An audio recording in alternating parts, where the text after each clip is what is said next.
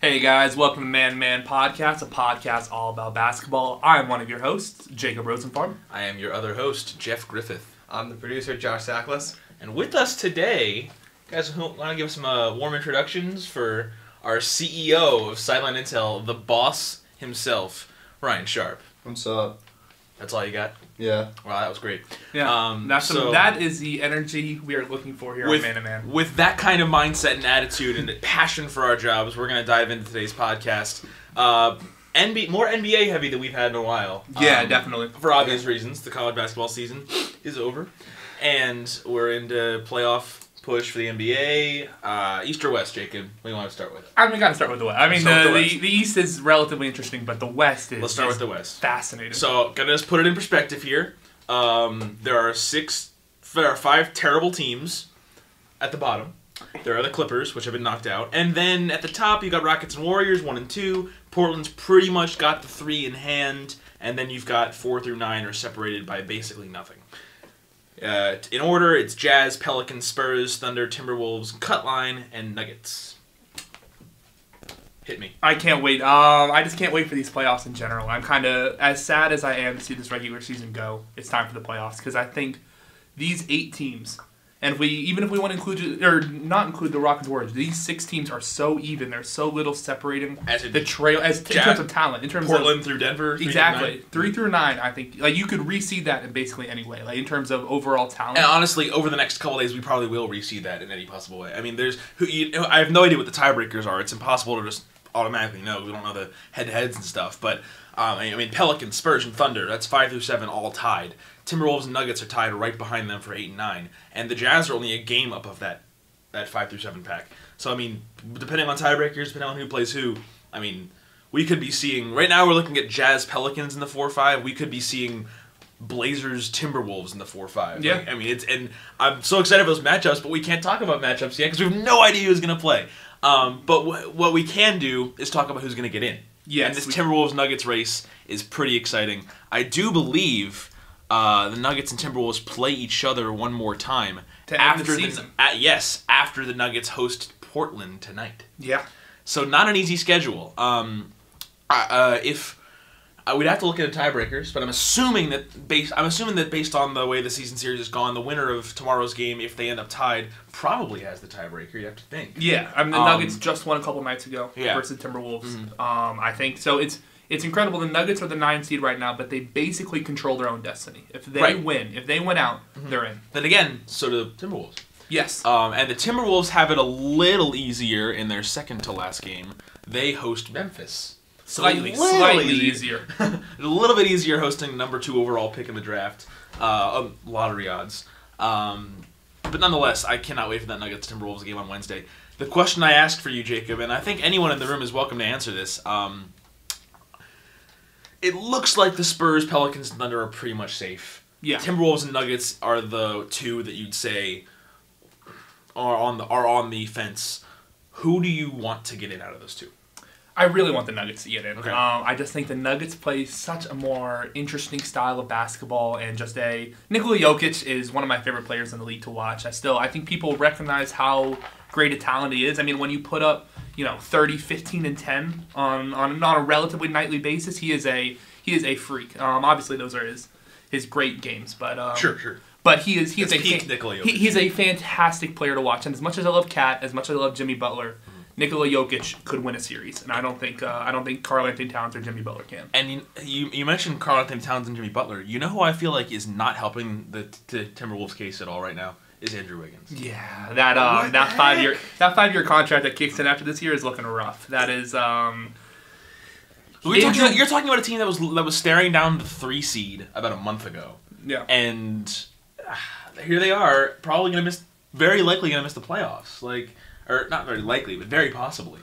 Yeah, it's a rough. It's a product of the West for sure. It's a product of the West. It's a product of Jimmy Butler's injury. It's a product of a brutal schedule down the end. It just one great team was going to miss. Right. I mean, if it's either going to be the Timberwolves or Nuggets, and both of them are deserving of a playoff spot. There certainly are scenarios where New Orleans, San Antonio, and Oklahoma City, or Oklahoma City missed these playoffs. They have to lose out. and there'd have to be some weird. The NBA just released like all the tiebreakers. Right. If any of those New Orleans, San Antonio, or Oklahoma City loses out, and the winner of Minnesota Denver wins out, the other team would miss the playoffs in that scenario. Maybe. Because they're one game up now, so they'd be one game up behind in that scenario. Sure, but one of those teams that we're talking about, the Nuggets, Timberwolves, is going to be 1-1 at the end of the season. So even 0-2. That's true. They have to fall below both. You're right, exactly. So I'm not sure. I think we have. I honestly think we have the top 7, not in order, but I think the 7 are there to stay, and it's basically between the Timberwolves and Nuggets. Okay, here's the next question I'll ask.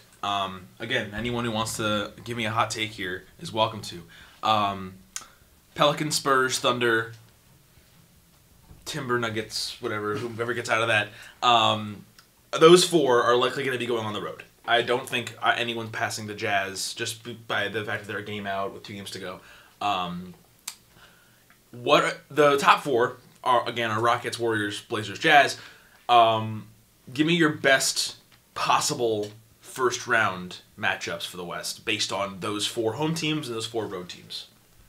I'm gonna pass this one off to CEO Sharp over here. Give me what your thoughts are. Oh man, you guys are making me Who do you want to see the Rockets play? Putting you on the spot. Who do I want to see the Rockets play? And then progressively down from there. Well, I don't know. I like the NBA playoffs, and I think they're exciting, but they take forever. That is true. And I think this year it's going to go even longer because, like you guys were saying, it's going to be super competitive because all these teams are even. So not going to be a whole lot of sweeps in the first round, I don't think. No, and that's something who dreads the length of these playoffs, really hates. So, it comes down to who's going to end the first round faster for me. So you want to see the Clippers sneak in? Yeah, exactly. You're looking for. I'm not opposed. You're looking for a Kings Rockets first round series. I am not opposed to that. Completely off topic, but we have now more hockey fans in the room than normal. That's true. I was shocked to learn the first round of the NHL playoffs aren't aired on TV. They're just like, nope, not going to air them. No, not going to put them on national TV. Sorry, right. They're not going to Imagine if the Rockets games were only available to the Houston market. I know. That's crazy. That's insane to me. I think that's crazy too, because in the NHL playoffs, at least the first round, it's a lot more competitive than exactly. the NBA. You have series going 5, 6, 7 games here. You see so many first round upsets too. You expect 4, and that's it. In the last 2 or 3 years, an 8 seed has beaten a 1 seed. I guess they're not 8 seeds anymore, but you know what I mean. Like a top team has fallen. It was the Blackhawks last year. Yeah, a few years ago, the Kings made that run as an 8 seed. There's a lot of crazy upsets and excitement in the NHL first round that we're not going to see. And I'm just trying to think, how would that be if they didn't air the first round of the NBA playoffs? That would be horrible. If we missed out on a freaking Jazz Pelicans first round matchup, I'd be horrible. I'm so excited for this first round of playoffs. There's so many great matchups. Yeah.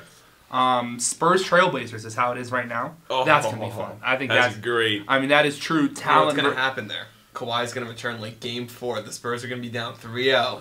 And they're going to come all the way back to win the series. I love Josh's outlandish exactly what's going to happen. I'm with it. You can quote me on it. Josh, probably shouldn't. Josh, you should write a book of just these will be the greatest sports scripts that will never happen. Exactly. Exactly. I can think of a few. So I guess I'll pass this. If Sharp, that's your answer. Whatever's gonna make it go faster. Then we know that the first round's gonna be Rockets, Grizzlies, Warriors, Suns, Trailblazers, Mavs. That's your choice. That's a little too boring. But. Josh, Jacob, thoughts? Who are these top 4 teams best? What's gonna make the best first round in the West? I want to see the Timberwolves. I want to see that young core. Andrew Wiggins was clamoring a month ago about how he needs to be the number 2 option on that team. If he wants to be number 2 option on that team, now is the time for him to prove it. And what team better against than the Rockets? Warriors Thunder would be fun, just because of that whole KD thing going Absolutely. back to if the Thunder fall out of the 7 or move out of the 7, that won't be exciting. I will not be happy. Yeah. I'm with Trailblazers Spurs. I think it'd be fun. Again, Kawhi's going to come back when the Spurs are down 3-0. Yeah. They'll come back. They'll win the series. Yeah. Big fan of that. Big fan of that narrative. Yeah. And then Pelicans Jazz. Pelicans. Yeah. Honestly, I don't mean to cut you off, but I mean you were pretty much wrapping up. Mm-hmm.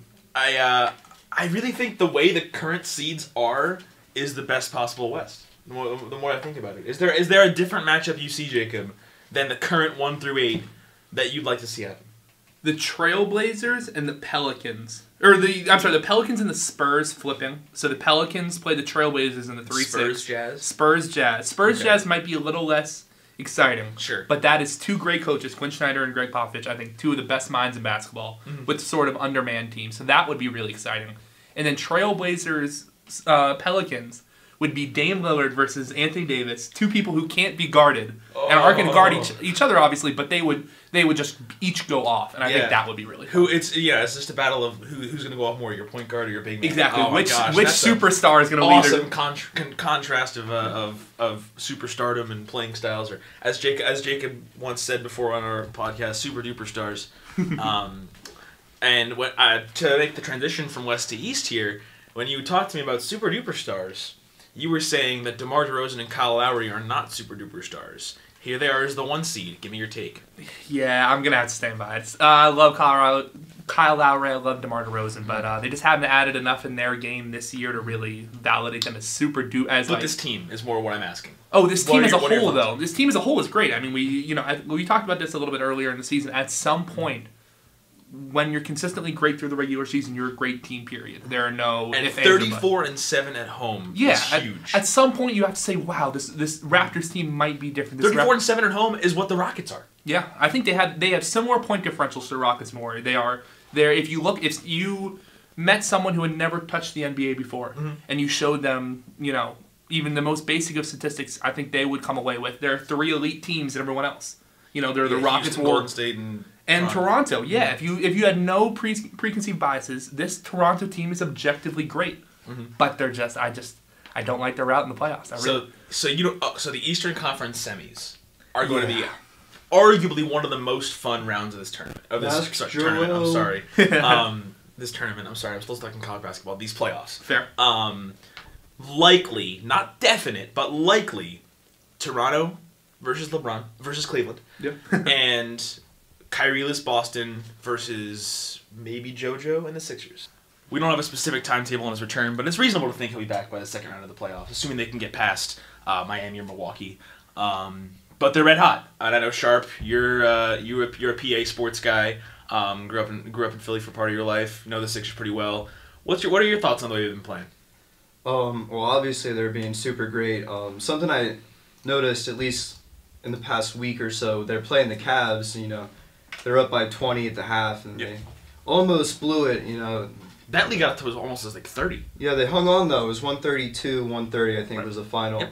And something I noticed earlier in the season, actually in a game against the Raptors, they blew a 22-point lead and lost.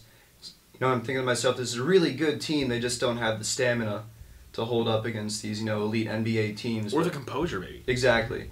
And as the season went on, they've obviously shown that they are quite capable of doing that. That win against the Cavs, at least for me, that really proved that, they can probably win a playoff series or maybe even 2.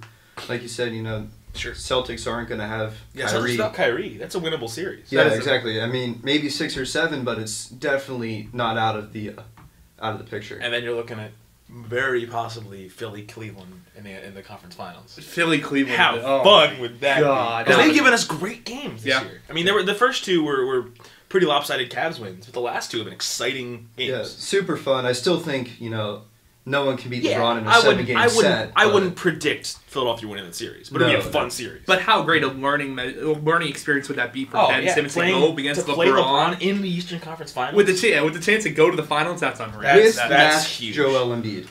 Masked JoJo is... That's the most important part of these NBA playoffs. It's, it's not the Warriors going for 3 and 4. It's not anything else. It's Masked JoJo. Masked Joel Embiid. And we discussed this last week on the pod, and I want to get your take. What are you... Design JoJo's mask. It's just going to be straight black. Straight black? Okay. Yeah, that's the most intimidating look. Yes, because we thought about black. We thought about black with script, the gold, the process across the front. No, guys. Black Panther. We talked about this. Black Panther is that's what I was saying. Move. Black Panther molded to his face. Like, I don't know. I don't know. I don't want to say cliche because that's not the right word. It's just, great film, and but I don't know. Once Victor Oladipo wore the mask at the Yeah, dunk contest. That kind of true. killed. That Black's- was That is a good bad. point. Yeah, That was not good. Oh, okay. No, I disagree with that. I think that was fine, but he wouldn't be original. He wouldn't If be he the had first guy to finished do the it. dunk, it would have been good. I'm And just he gonna still go hit with up the- straight black mask for JoJo. Yeah. Sure. The clear Um, could be kind of cool. That Yeah, could be clear would awesome. be dope. But either way, I'm so hyped to see him in a mask in the playoffs. But to your point, Jacob, and I do want to touch on this. That's such an underrated aspect of this, that we all kind of know this team's not ready to win a championship. But for a while, it's been, once this core got put together and started playing well, it's been, they're pretty close. They're maybe a year or two away. And so we've spoken about this with other teams in the past, where we've said, they're not winning it all this year, but every ounce of playoff experience they can get just gets them that much closer for next year and the years further. Because we know next year and the year after are probably the years where you're actually expecting a championship. Sure. So all that this year can do is you're playing with house money, essentially. You're playing with house money in the sense that you can gain playoff experience for young guys. JoJo, Ben Simmons, never been there before. And maybe win some games, get opportunities to play on big stages, and it just gets you a little more, what's the word, seasoned when, potential championship runs come along in the next couple of years. I mean, no team is going to be worsened by playoff experience. Exactly. The Sixers team will only benefit. I mean, the parallels between this Sixer team and like that 2012 Oklahoma City Thunder team that made the finals. Yeah. That is a very apt comparison. I mean, they have these generational type stars, and pretty young KD. Yeah. Exactly. They have these once in a generation type players at some key positions, but the rotating cast will change, I think, a lot before we really see the Sixers team elevate to their full potential. Obviously, when you talk about the rotating cast, are you essentially talking about everyone after Ben Simmons and Embiid? Or are you including Fultz and Saric in this core you're referring to? I mean, okay. If you're the Sixers, do you have to go forward with Fultz and Saric? No. Fultz, I feel like you do. No, I don't think you have to do anything besides Simmons and Embiid. Simmons and Embiid are your building blocks, and then everything around that.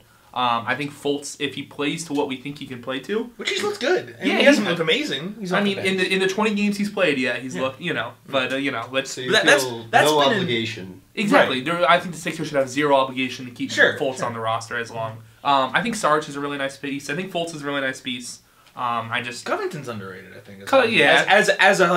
You've said before, you've referred to him as the worst starter or a sixth man on a championship-winning team. Yeah, that's probably. I think that's probably where he is right now. Right now on the Sixers team, and you've talked about them needing shooting wings, and he's exactly that. He's relatively young. Fun fact about Rocco: first Sixer to hit 200 threes in a season since Kyle Korver in 04-05. That's big. Really? Huh. Book the championship. Fun fact, though, the last time they won 14 in a row in a season, they did win a title. So with that in mind, you guys should they have won 14 straight for the Sixers championship shirts. Absolutely interesting. Let's put it aside. They've won 14 straight. It's not hard to think they're going to enter the playoffs with 16 straight. You win another 16, you're in the finals. So it's just as simple as that. No, I'm joking, but they're red hot, and it's kind of exciting to watch. They're red hot, definitely. They've played lesser. Yeah, I think opponents. Sixer fans need to pump the brakes real. I am. As much as I love the Sixers team, the playoffs are just a whole different animal. Absolutely. And I don't think they're going to the finals. I do not, get me wrong, I'm being very sarcastic here when I say think there's a higher chance they lose in the first round than they even win 2 games in the Eastern Conference Finals. I could very well see them taking this hype, because they're young. You mentioned that. I mean, obviously, we always talk about, listening to the outside noise, and I don't know how much athletes truly do that. They say they don't, but no, they do. I could totally see a scenario where they listen to all this hype surrounding the fan base about how good they've been and how good they quote unquote can be, which is true. They can be very good in these playoffs, but you run into a decent Miami team or Giannis and the Bucks, is the one who scares me, and you get beaten 6 or 7 games, and you're like, oh shoot, this is the playoffs. Yeah, which also is good experience. Exactly. To realize you gotta bring it. If they lose, you learn that lesson. You have to bring it in the postseason. There's even in the East. There's no downside to this. There's whatever happens in this playoff run for the Sixers is a good thing. Mm-hmm. There's no pressure. Exactly. And there will be in a couple years. So enjoy it while you still have it. Because if they're a 3 seed now, you have to wonder what they'll be if they continue to develop this core. Yeah. The future. We've said this so many times. Yeah, it's not a cold take. Yeah, no, not even that. Not even that.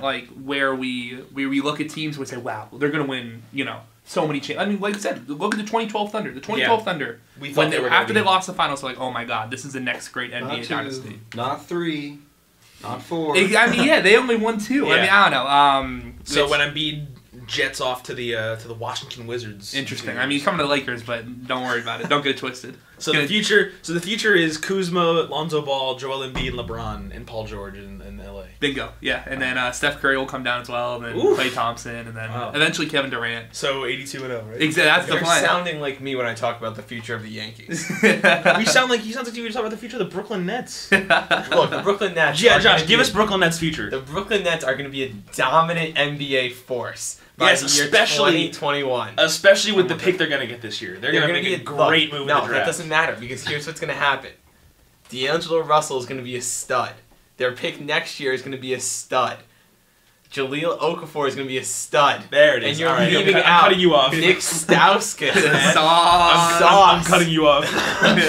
You cannot talk about Ja like that in this household. Very pro Nick Stauskas, but Oh, absolutely. I don't think Just he- for friend of the program. yes, Nick for a Stauskas. reference, Jake and I once ran a bet on Blacktop where if I scored all of my points with Nick Stauskas on a roster that included Kevin Durant and Klay Thompson, I got a free drink at Circle K. Yeah. I scored 8 points and I lost 11-8, and it was very sad. Yeah. But I turned it around and I did to one of our friends, Jordan. So I won the bet. I ended up making Sauce happen. But we all love Sauce here Yeah. on Sideline Intel's Man-to-Man podcast. So if you're listening out there, Nick Stauskas, you and your Michigan Wolverines free blood to come on the program anytime. Yes, Really. we would love to have Nick Stauskas on Man-to-Man podcast. Only though. Only Nick. Any other NBA players who are listening, screw you. Yeah, just Nick Stauskas. Yeah, we don't want you.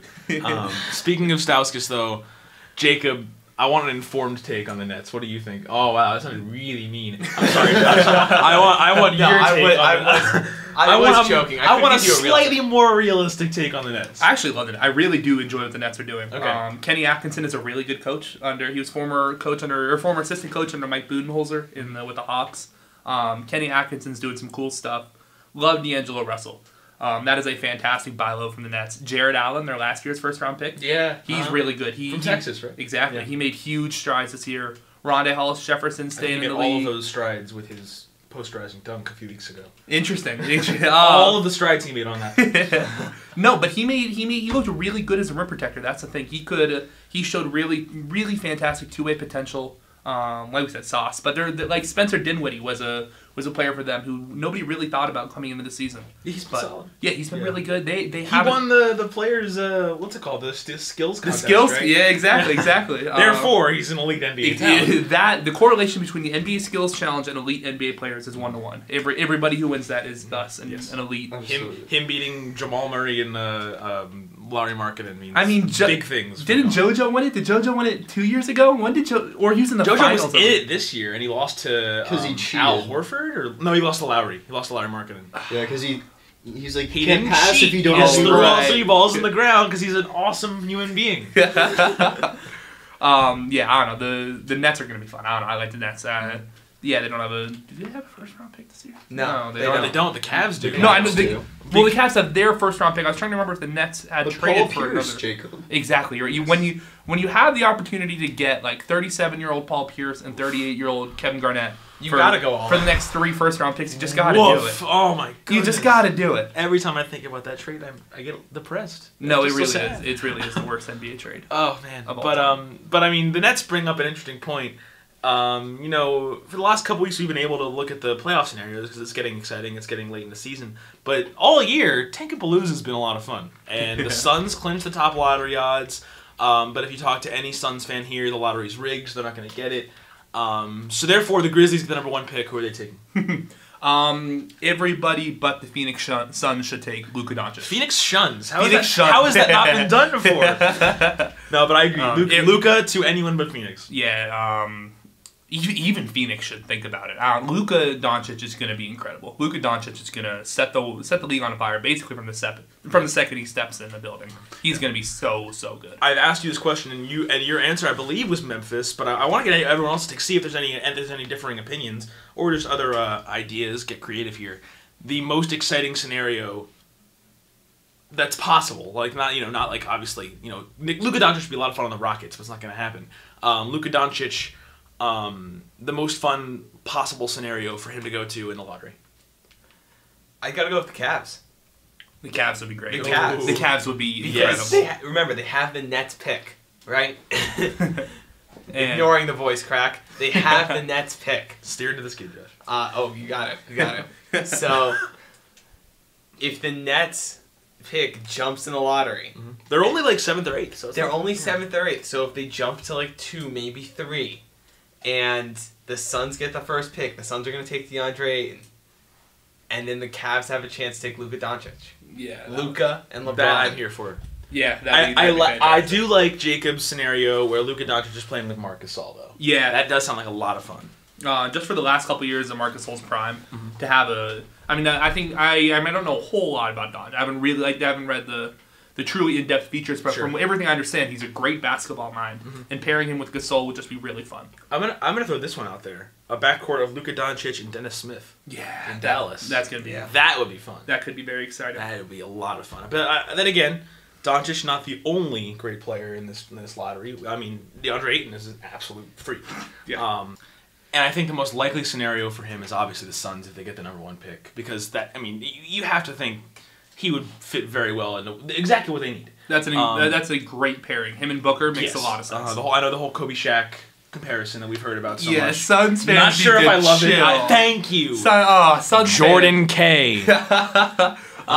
Suns fans are quickly becoming one of my least favorite groups. Thank you. The constant Kobe Shaq comparisons to Devin Booker is so incredible. It's so extreme. I get Shaq and Ayton, but is Devin Booker really going to be as good as Kobe? No, I mean both are highly offensive to Kobe and Shaq, but both comparisons. Yes. But I get that Booker's got great numbers, but he's also playing on the Suns. But he scored 70 points in the game one time, Jeff. There it is. And there it is. Every Suns fan argues, but remember that time he scored 70. And they still lost. Yes, they still lost. As I point though, he's got all these great numbers like Kobe did, but he's still on the Suns. Like he's like their only real scoring option. When you are able to take 25, 30 shots a game, you should have great numbers. Yes, like that. exactly. That's the point. Like, I don't know. And I'm not trying to argue that he's not a good player, but he's not Kobe yet. Booker's going to be a very good player in this Absolutely. league. And the addition of Ayton would elevate the Suns' potential. Yes, they'd be a fantastic team. But man, Kobe, those late 90s, early 2000s Lakers are a whole and Kobe and different Shaq beast. won what, 2, 3 titles together?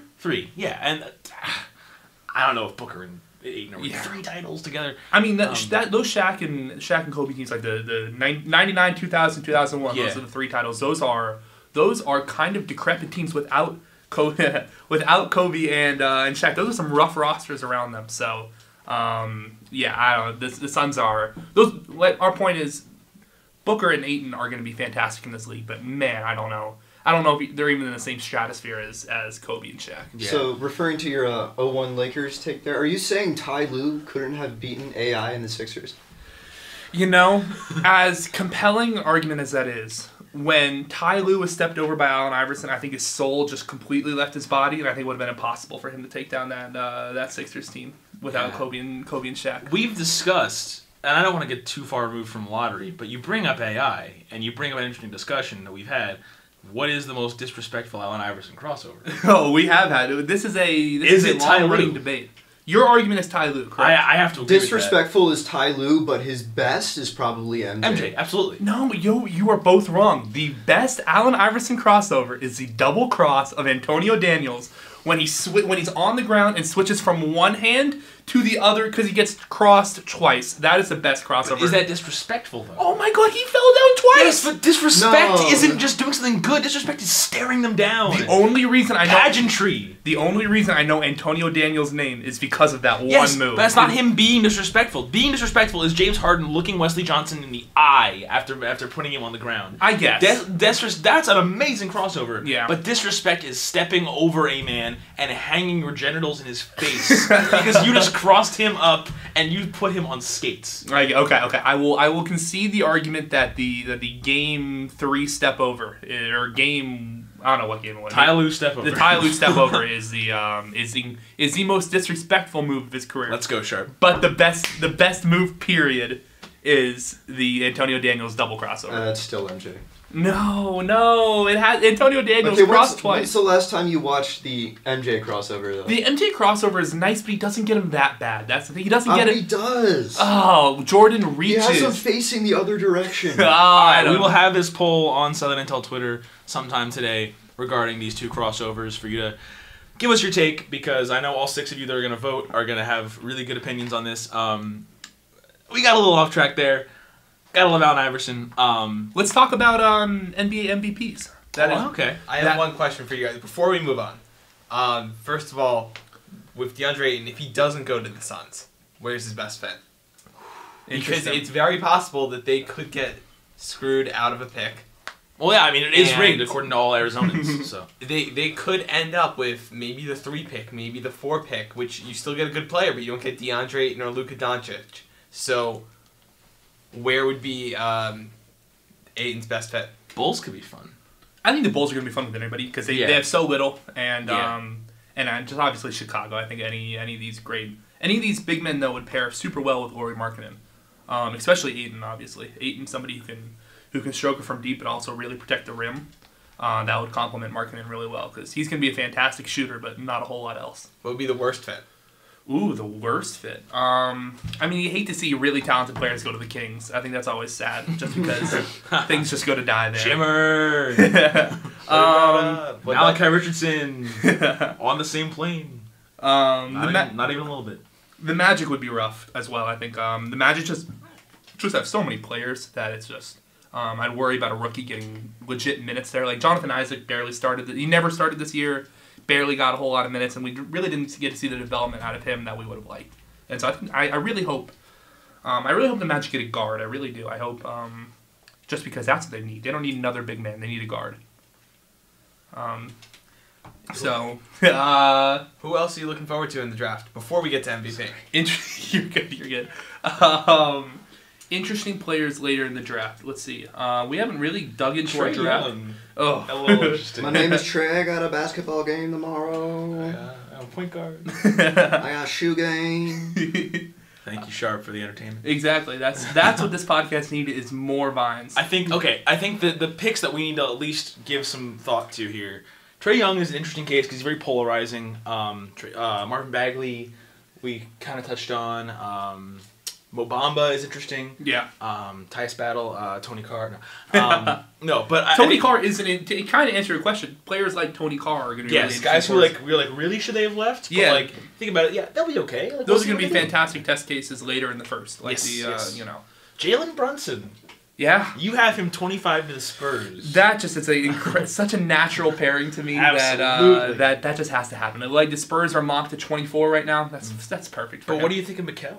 Mikal's really nice. Mikal could leave Villanova right now and could be transported onto a playoff roster, and he would fit right in. He is custom made for today's NBA. Yeah, he's clutch. And he's clutch. He's so important. He was the best player on a Villanova championship team. He's so versatile too. He's very versatile. Exactly. So he's gonna be. I'm glad you let the best player on the Villanova team slide. I'm not opposed to that statement. I think he's more talented than Jalen Brunson. Interesting. So then why was Jalen Brunson your Because he wooden player? did more for the team. I'm gonna disagree with that. That offense is not run nearly as smooth without Jalen Brunson. Sure, but And that offense was elite. But Bridges does more for their offense than Brunson does for their defense. The defense, what? Yeah, Brunson is a minus on the defensive end, I think, and Bridges is a top flight defensive player. So Bridges has A+ defense and B+ offense. Brunson has like A+ offense, but where is he ranking in? It's like I don't know. It's C+, B- defense. That's bad. He's not. I'd say he's average at best. Okay, and also, please don't call him my wooden award. He's the wooden award. Yeah, my bad. But at the end of the day, Jalen Brunson has been so consistent all year. Mikal has had good games and very good games. Like I saw him live when they played Gonzaga, and he went off, had 25 points. But he's not every night in and night out scoring 20 to 25 and dunking all over people and making great plays. He's a great player, but the way I see it is they're almost like Steph and KD, where I feel like Steph kind of runs the show and creates for the team, and then KD is the better player. Okay. Who maybe doesn't do as much. I don't know. Interesting. You I know? kind of like the comparison. I can get behind that comparison. I mean, obviously, Jalen Brunson isn't, putting people on skates and jacking threes. No, but in terms of importance to their teams, Yeah. I think I can get. I really like that argument. Just because I think we can all agree that Durant is a better player. Yeah, and but, Bridges is more talented. But Brunson the means the world Warriors to have that been player. worse without Curry, and I think Nova would lose more of that. So that's And we've seen, we looked at his numbers. Brunson is like top 5 in the country in win shares. yeah. Brunson is not a schlub by any means, and it's a great Wooden Award. I pick. do agree Bridges is a better NBA. I think that this is the perfect transition into college basketball. Yeah. So Brunson, if you haven't figured out, Brunson is the national player, the Wooden Award winner, and me and Jeff have had some internal debates just because. Well, here's one question I have for you. One of the guys you mentioned when we debated this a few weeks ago was Trae Young. Yeah. Do you think he's winning this award if they don't suck in February? Oh, definitely. If Oklahoma's even average in February and they make the turn, and not make the Like a sorry, 5 they, or and 6 they or make the 7. tournament as a where they should have been, where we thought they were going to be towards the beginning of the year. This is Trae Young's award to lose, and I still think it's a travesty he did it. As much as we have this perception when we do awards voting that the second half of the season somehow matters more than the first half, and for me, I don't know. Trae Young showed enough in the first half to me that. As rough as his second half was, he was still the one player of the year. Yeah, I suppose he was absolutely like the most. How do I word this? He was. I would call him the best player in college basketball, but I don't think he was the best player in college basketball from start to finish. Is that fair take? I get. I mean, like just like how teams don't make the tournament on 2 good months of a season. Yeah. For the most part. ASU. Kansas and Xavier. Yes, Sharp is also part of the Kansas inside joke. But no. In the same way, I don't think players win National Player of the Year awards for 2.5, 3 good months. You have to. I mean, I think the reason Jalen Brunson did was because he was always that good, and he was always that important to his team. He was always that consistent. But I don't. I think we're overrated. I think it's too hard to separate Jalen Brunson from Villanova. I suppose. I mean, look at Jalen Brunson's stat line in the championship game. He scored a season low in terms of points. It was so clearly Jalen Brunson is important, but he is not. The team does not. The team's expectations do not vary as greatly. Sure. If Trae Young's having a great game, Oklahoma is fantastic. But if Trae Young's having a horrible game, as we saw, Oklahoma looks like crap. Like Oklahoma, yeah, they're terrible. So I think an interesting test case is who gets better if you swap the two. If Villanova and Oklahoma trade Jalen Brunson for, are you really telling me Oklahoma's better With Brunson? with Brunson instead of Trae Young? Because to me, it's Maybe a clear no. on a season basis. Really? Well, I mean, I just look at. I mean, Trae Young had some terrible nights. And Yeah, he had some great definitely. nights too. Not that Jalen Brunson didn't have off nights, but I think we all saw Trae Young's pitfall for a lot of the season was taking care of the ball. Sure. And that's something Jalen Brunson did not struggle with. Do Yeah, you I think Jalen that was Brunson's- maybe because defenses were focusing on Trae Young a little bit more? Perhaps he also had some very bad passes at times. Well, yeah, He forced certainly. a lot. He forced a He lot. he was not the Which is going to happen when you're an 18-year-old with elite passing skills. You're gonna try to make a highlight and you're gonna force it and throw it out of bounds. Obviously, yeah, people focused on him. They doubled him, almost every game.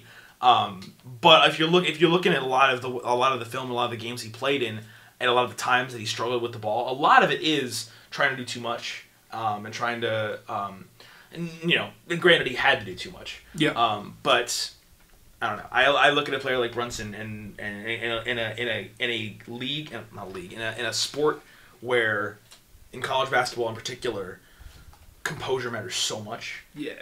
Jalen Brunson had way more of it than Trae Young. That is a compelling argument. You're right. Jalen Brunson. Like I agree. I don't think Jalen Brunson was necessarily more talented this year on the court. But Yeah. I certain get it. traits that make you a truly elite leader and player. That's what gave me the Wooden Award in my mind. I get that. It just that becomes a dangerous narrative to me when we're discussing these true MVPs. These true what is the pinnacle of the sport for that year? Who are we? Do we want to encapsulate, or do we want to just choose the best player from the team the player that was most consistent, the player that even when he had his worst games, his team was able to pick him up, or do we choose players like Trae Young who take you on a roller coaster of a season because they kind of have to? Yeah, and it's interesting because this is another year where we've seen in this pattern of guys who win the Wooden Award aren't NBA likely elite, likely elite NBA players. I mean, since Anthony Davis won it in 12, you've got Trey Burke, Dougie McBuckets, Frank Kaminsky, Buddy Hield, and Frank Mason III. Yeah. I mean, are any of those guys that's a rough NBA roster. I mean, Buddy Hield gets some minutes. Yeah, I mean, he starts on the Kings. Yeah, Frank Kaminsky's okay. I think the most notable thing about those five, is the fact that Michael Jordan turned down 4 first-round picks for Frank Kaminsky. I think that is the most notable thing about any 4 of them. Yeah. He's offered 4? Wait, I'm not familiar with that story. So, Michael Jordan and the Charlotte Hornets possessed the 9th overall pick in the 2015 draft. Mm-hmm. Yes. And so, this was the draft of, where Justice Winslow was sliding. And the Boston Celtics really wanted Justice Winslow because they knew if he got to 10 with the Miami Heat, they would take him like that, which they ended up doing. Yeah. So they ended up offering 4 picks to the Hornets, the Celtics did, including 1 Nets pick, and they turned it down for Frank the Tank. Wow. Yep. Oh, MJ. That aged poorly. Yeah, that is aged real poorly. After this trend, though, it's a very weird trend because before Anthony Davis, you saw guys like Blake Griffin and Evan Turner and KD and JJ Redick. Jameer Nelson, guys that have had like relatively solid, in some cases and other cases, great NBA careers. Yeah. It's weird, this shift we've seen. I don't know. Yeah. It's almost like you're seeing more of the what makes a great college player doesn't make a great NBA player. Or more of what not more correctly, but more accurately, I think these award voters are trying to tell college players this is how you win these prestigious awards: is you stay in school 4 years. I mean, look at this: senior, junior, the last 5. Yeah, I don't know. Freshmen that have won the award in the last 20 years: Anthony Davis, Kevin Durant. Seeing a trend, that's the only 2. Yeah, those are the only 2. Seeing a trend, I mean, they'll only been 4 sophomores, one of which is Andrew Bogut. But Trey Burke was a sophomore, Blake Griffin was a sophomore. But I mean, we're seeing a lot of upperclassmen win this award, and it's. I mean, yes, seniors win in college basketball, but it almost you wonder if it's more so a statement on purpose to say, hey, be a senior so you win this award, than this is actually who we think is the best player. I mean, we can't get in the brains of every voter. Well, Brunson's a junior, to be fair. Would you rather win an a Wooden Award or be the top pick in the draft? Oh my god, top pick. Yeah, definitely. I mean, even you're talking to me. I mean, yeah. Speaking of comparisons, though, I was watching the G League finals, getting ready for Darius Paisley next year. Good. Nice. And I was thinking to myself, what's more exciting, or how would you what college win would you compare in terms of the excitement to a G League championship? Because my comparison was clinching a Sweet 16. I think that's a pretty apt comparison. I think advancing past the first weekend is equal to a G League championship. I'm with that. Yeah, that is rough. But I mean, it's an obvious. If you're Darius Paisley, you got to do it. Speaking of the G League, though, this is an interesting point I heard, and I'm not. I know we talked about Paisley. Yep. And I'm in no way I want to see him succeed. I want to see him have what's best for him. I don't believe that at all. I do. I want to see him be successful because, I don't want to say I want to see him fail. You just don't want to say that publicly. I don't want to see him fail, Jacob. I would never root for somebody to fail. There are a few. Yeah, exactly. I would root for Jacob to fail. But no. My point is, I saw someone on Twitter, and it's an interesting argument that. So when you draft a player into the G League, you don't necessarily, and then they go into the draft from there, right? They go into the NBA draft after that 1 year of development. The team who drafts him at the G League doesn't keep him exactly. necessarily. Yeah. So what's the incentive of drafting Darius Paisley to your G League team? On whose end? I'm sorry. What's the incentive of if you're an NBA team? Say I'm the Sixers, and I know I'm not gonna have a top 10 pick probably next year. Knock on wood. What's the incentive of drafting Darius Paisley to the Delaware Bluecoats, or your G League team, and then we're not going to get him in next year's draft? I mean, I think it's just the idea of having him in the building for a year and just saying, okay, at least we can track his projections, we can track his progress, we can unearth any possible medical mysteries, and also if they have him in the building for the year and they believe, oh my god, this kid is a star, then they trade the farm for him. So the question I asked that is, do you think teams will pass on him with that in mind? No, if anything, I think that'll be an incentive for teams to move up to get him. I think I definitely think the NBA G League is harder competition than college basketball, and I think that'll better prepare you. So I think equal stats in both. But knowing you're likely not gonna get him on your roster. I'm sorry. You mean will that scare away teams from signing him to be on their G League? Yes. Interesting. Yes. I don't think so. Just because there's no downside. Okay. You're not losing anything if you sign Darius Bazley to your G League team. Me and Josh were talking about this last night.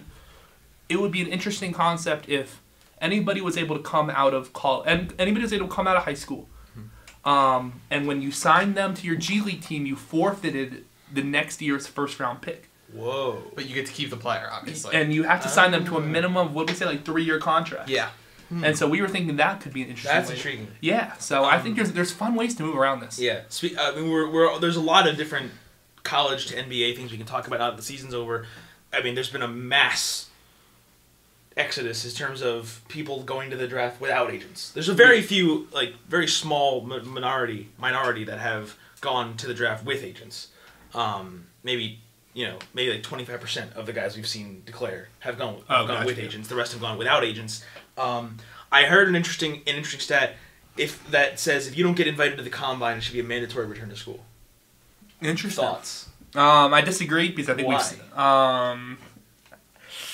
Why do I agree? I guess just because I don't feel like I don't know who decides who gets invited to the combine, and I feel like that is a poor measurement of. But if you have 60 to 80 guys going to the combine, and it's not you, what reason do you have to go into the draft? Like if they already think you're not a top 60 player, how can you prove to them otherwise? Well, I mean, it's not just NBA combine and then days later the NBA draft. There's so much more. Of course. I think. There's countless stories of players showing up in a gym one day and just dominating, and that's how they get on draft boards. That's how teams hold private workouts. Teams are becoming so much smarter now in terms of the idea of hiding away players or burying players on their bench or putting them in the G League, and similar to baseball in that you can take these risks on guys where they're young, they need time to develop, but especially in a sport like basketball, where one star can change the entire outlook of your franchise. Yeah. Taking a risk on one of those guys is a much better call than whoever you're going to get, like the Cavs, like all these teams. I think that continually reside near the top of the standings. This is a boon for them if they are able to sign great high school prospects and put them in their G League system, even if they can't draft them. Just getting them in the building and seeing, okay, man, maybe this guy does have superstar potential. Let's make moves to go get him. Yeah, my biggest point as far as talking about the whole go to the draft, go back, stuff. I don't know what to refer to it as, but is I really think there's a part of it where you've got to be honest with the kids and I think the whole combine invite aspect of that is a really quantifiable way to do that. Yeah, because there are definitely more people declaring right now than there are picks. Yes. And I think that's bad for some of those players. Because I think we've seen this a lot in high school. Yeah. And it's got to. I mean, it has to carry over. That's just how people work. Where in high school, guys think way too highly of themselves, and they don't get the offers they want, so they prep a year, and then they get a decent offer, and then they go to that college, and it's not good enough for them, so they transfer somewhere else. And at the end of the day, I'm not saying it's bad for the sport, but in this day and age where it's all about social media and who's offering you and cool edits of you with your schools and highlight tapes, it's a lot of pumping guys up. And you get this kind of publicity, whether it's somebody interviewing you or you getting a highlight tape, blow up on Twitter.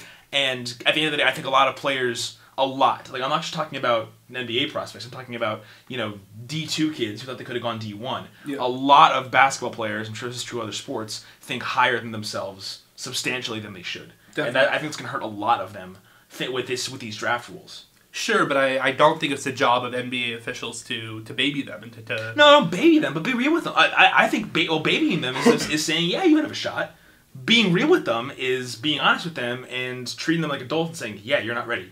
Yeah. And you're not going to go high and you're not going to get on a roster. I'm curious to see, though, is in the next 10, 15 years, can we emphatically prove that spending an extra year in college is significantly better than spending a year overseas? Like, does that? Sure. Can we truly prove that the correlation between that choice, that the that that fork in the road between pros and college. Yeah. Is there truly a substantial gain to be had going to college? At this point, it's all conjecture. Exactly. I mean, it would make sense. It's hard to say. Yeah. With that, though, we do have one more final thing to bring up. Okay. With the college basketball season ending, we mourn the loss of another basketball season, and that was fellow host Jeff Griffith's intramural basketball team. That season recently ended. So we just wanted to get a recap from you, Jeff. Tell me, give me your own personal highlights. Give me the highlights of some of the players on your team. Just walk the listener to intramural basketball here at ASU. It was awful. We were really, really bad. Yeah. We were terrible. Yeah. I think I scored 4 points the whole season. I had maybe a rebound. Nice. I missed 3 games. 2 for medical reasons, and 1 because we all didn't want to go because half of them were covering baseball. And the 2 games out of the 5 I did play were ugly, low scoring. Yeah. We lost both. Don't put reporters on a basketball team, people. Yeah. It does not go well. Reporters for a reason. Yes, I will fully admit I did not have a very good season. That's okay. About as good as probably the 12th man on the Magic. Wesley Iwundu. Yes, You I and was Wesley Wesley Iwundu. Yeah. So is that good enough for you? That was pretty everything. terrible. But like, while I was clearly the MVP of that team, like there are much better MVP candidates we can talk about. Before we close, we did kind of tease this earlier. NBA MVP candidates. I want one from every person in this room, and Okay. no reasoning, just a name. CEO Sharp. Putting you on the spot here. Can my MVP also be the Rookie of the Year? And I'll pick one Mr. Ben Simmons. Well, the rookie of the year is Donovan Mitchell. But But you see, Yeah. that's where you're wrong, Jeff. I'm absolutely wrong if I say that. I completely agree. I don't know about MVP, but hey, that's your take. I like it. It's a good take. That's your take. I'm with it. Especially how well they've played without Embiid. Yeah. That favors his case. It's for really sure. not. It's a crazy When's the argument, last but it's time- not that crazy. When's the last time an MVP wasn't an All-Star? Ooh, that is a fun piece. I have no idea. All right, we'll get back to that. Of one course, next week. we always get to this argument where it comes down to most valuable and most outstanding. Right. And MVP in the NBA always goes to most outstanding. Yes. So Yeah, Oof. So yeah, if it's most outstanding, James Harden. Okay. I like it. LeBron's my MVP. I agree. Absolutely, LeBron. LeBron's my MVP. Like especially like the fact that they've been consistently in the top 4 of the East the whole season, and they've had literally 2 different teams. Yeah. That he's led to play the same level of pretty good all year, with great numbers, comparable to Harden's numbers. It's LeBron. Yeah. Like the thing about the whole MVP MOP thing is, like, yes, they give it to the person with the most impressive season, the MOP. But if we're being honest, if you're really giving it to the best player, it should be LeBron every year. Yeah. I mean, That's the I mean, problem. last year was a special season where Russell Westbrook had like 40 triple doubles. So I get that, but like if we're talking about how it really goes to the MOP, how is it ever not LeBron? Yeah, I mean, we had the same problem during Jordan's tenure. I mean, Yeah. Karl Malone won an MVP while Jordan was in his prime. It just, we look back on of course we're going to look back on this and say, yeah, that is aged poorly. Mm-hmm. The Russell Westbrook MVP will age very poorly. But Yeah, he hasn't won it since 2013. exactly, which is incredible. Which is a travesty. Yeah, I think I mean, if you look at individual cases, it makes sense, but like, the MVP has become sort of devalued to me. If I'm not gonna lie, I mean, Kobe has 1. I think Shaq is 2. It just at some point you say how much are the NBA voters truly taking in what a individual's statistics are and what they did for their team, and how much are they just saying, oh, best player and best team? sure, yeah. So we got 2 LeBrons, a James Harden, and a Ben Simmons. I think Anthony Davis though is making Especially with Cousins down. with Cousins And how down, well he's played since. and they're the 5 seed now. Yeah, they've arguably gotten better. The argument for Davis is built on the back of they have been incredible for the last month. Outside shot, Dame Lillard. I mean, it's not crazy. They're the 3 seed right Yeah. now, and you can't really point to a whole lot of other players on that team as why. CJ McCollum. Nurkic. Nurk alert. I think we'll see it bore out though in like all NBA teams. Sure. Like I think Lillard has a chance like first team all NBA or Sure. he should win second. Uh-huh. I think he's a top 4 guard right now. So Yeah, that makes a lot of sense. I agree with that take. Before we close, we've got all 4 minds here today, and that's not common. So I want to pick your guys' brains real quick, gun to your head, rapid fire predictions. I'm just gonna rattle some stuff off. I want to hear your thoughts. First off, next on Wednesday night, Nuggets Timberwolves. Go. Nugs. Timberwolves. Nuggets. Nuggets. Number one pick in the draft based on the lottery being rigged. Sharp. Suns. Grizzlies. Bulls. Next, I got Cavs. Next year's NCAA champion. Go. Duke. Villanova. Loyola Chicago. Yeah. I'm going with Villanova. I think Porter Moser makes a comeback. Ooh, Yeah. Porter Moser. Sister Jean. Josh, Sister G. Josh, you might not have answered for this one, so I won't make you, because I know you don't follow recruiting very heavily, but where's Romeo Langford going? Vanderbilt. The top unsigned pick. Vanderbilt. Indiana. Want to give me a thought, Josh? ASU, baby. Okay, yes, that non-existent ASU offer is getting signed. I'm also going Vanderbilt. Interesting. And lastly, I think the biggest story in sports right now, Penguins Flyers first round series. Who you got? Pens. Wrong. Pens. Wrong. Penguins. Flyers. Interesting. And with that, with 3 wrong takes, in no more apt of fashion can we end Man to Man podcast with me being the only one with the right take. And if they lose in 2 weeks, I will eat this L. I cannot wait to collect on my Vegas. I will wear a Penguins jersey on the podcast in 2 weeks if the Flyers lose. Me and my passionate fandom for the the Philadelphia Flyers. There you go. Know your teams. Jeff, no one can see us. Douche. I'll take a picture. We'll take a picture. We'll put it on Sideline Intel Twitter. Perfect. Bingo. That will blow up. But with that in mind, baseball season's underway. Basketball playoffs are coming. It's a great season of sports. It's a great time to be Anything alive. else to add? Ryan Sharp, your first time on the podcast. How was it? Anything to add? Great time. Thanks for letting me in this tiny room with you guys. This is a tiny room, but we packed it with some knowledge and some beautiful people. And friendship. And love. Love and friendship, Man to Man podcast. Thanks for listening.